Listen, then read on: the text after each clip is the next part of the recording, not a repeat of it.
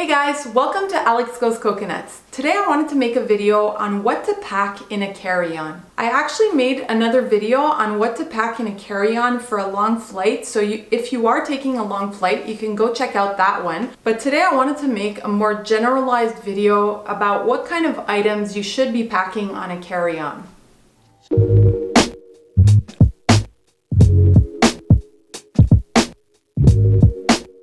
Now, what you bring in your carry-on depends on how long your flight is and the destination you're heading to. Either way, before packing a carry-on, I do suggest that you go check out the government transportation website to make sure what you're allowed bringing on a plane and what items are prohibited. You don't want to get to the airport and then have trouble once you're passing security. Okay, so now let's talk about what kind of bags you should be bringing on as a carry-on. I highly suggest that you bring a bag that can easily be stored underneath the seat in front of you. I know a lot of people like to bring a roll-on suitcase as their carry-on, and that is fine if you're packing things in the roll-on suitcase that you won't need to access during the flight. Now, the reason I do not recommend you pack the items that you want to access in your roll-on suitcase is that this will have to be placed in the compartments above, and accessing them sometimes is a little bothersome, especially if you're in a seat with several people. You're gonna have to ask people to move so that you can access your roll-on suitcase. Another reason why I do not recommend to pack the items that you'll need during the flight in your roll-on suitcase is because sometimes when flights are overbooked, the airline might force people to check in their roll-on suitcases. So even though it's a carry-on, they will ask people to come up to the gate and check in the luggage. Now, if you're intending on packing all your clothes and all your products on a carry-on, you're definitely gonna wanna bring a roll-on suitcase. Just make sure that before you pack it, that it will in fact fit in the overhead bin. Each airline is different, so you're gonna wanna check with the airline what carry-on size you can actually bring onto the plane with you. Now, if you are bringing a roll-on suitcase, I do suggest that you also bring either a small backpack or a tote bag that can easily be stored under the seat in front of you to make getting the things you need during the flight easily accessible. I actually have a little tote bag here that I travel with all the time, and this one's kind of cool because it's a tote bag and a backpack at the same time. It actually has backpack straps, and all you have to do is clip it in. So let's say this gets too heavy to carry on my shoulder, I can actually carry this one as a backpack. Either one, either a tote bag or a backpack, something that's big enough to carry most of the items that you're gonna need during the flight. Okay, so now that I went over what type of bag you should be bringing as your carry-on, I'll go over the items that I think are pretty much essential when flying. In your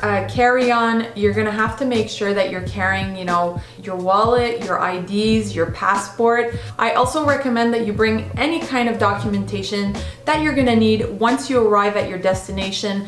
You want all important or pertinent information on you at all times. Now, if you do check in luggage, I do recommend that you bring a few extra pieces of clothing on your carry-on with you in case they do misplace or lose that luggage.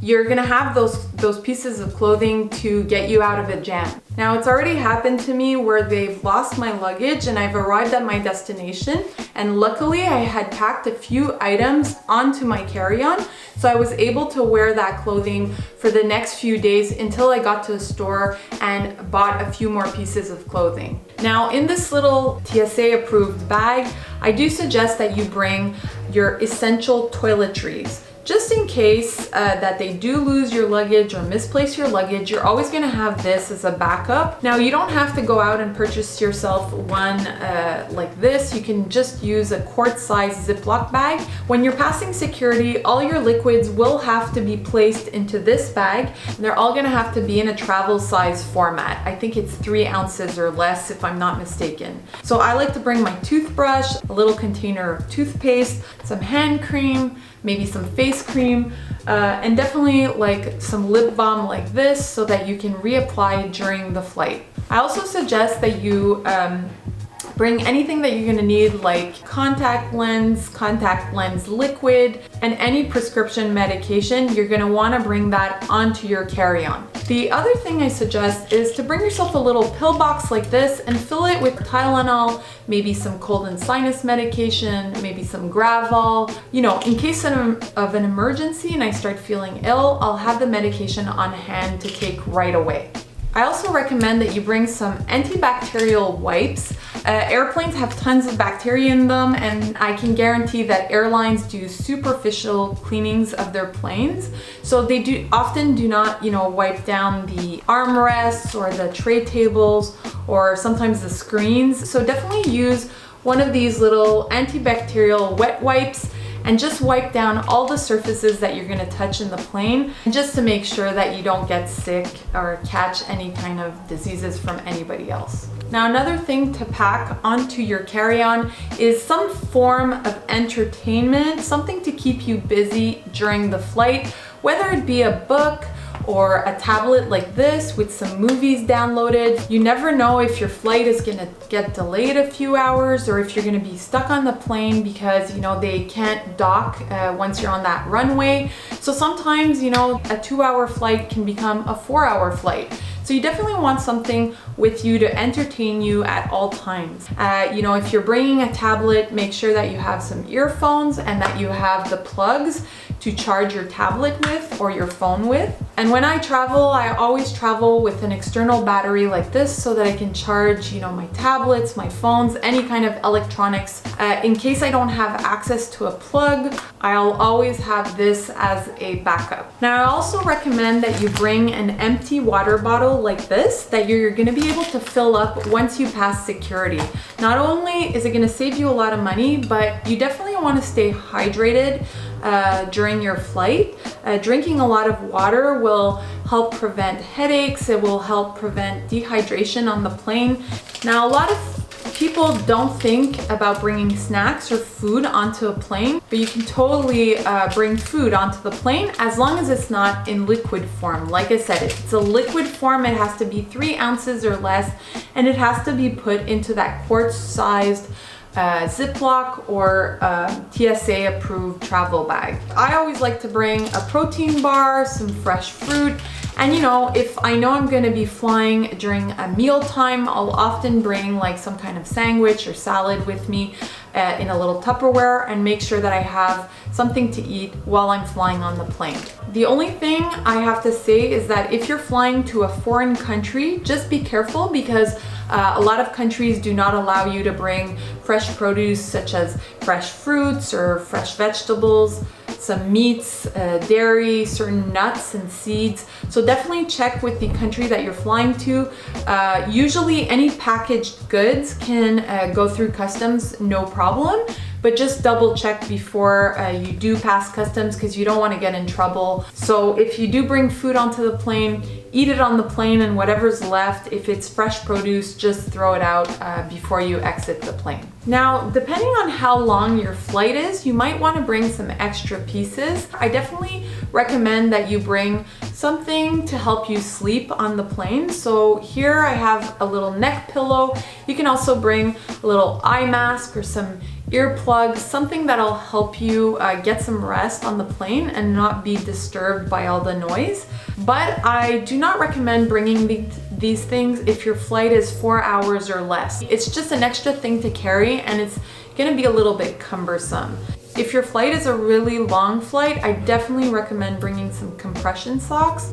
Compression socks are good for the circulation and they're also going to prevent blood clots forming in your legs. So it's definitely something worth investing in.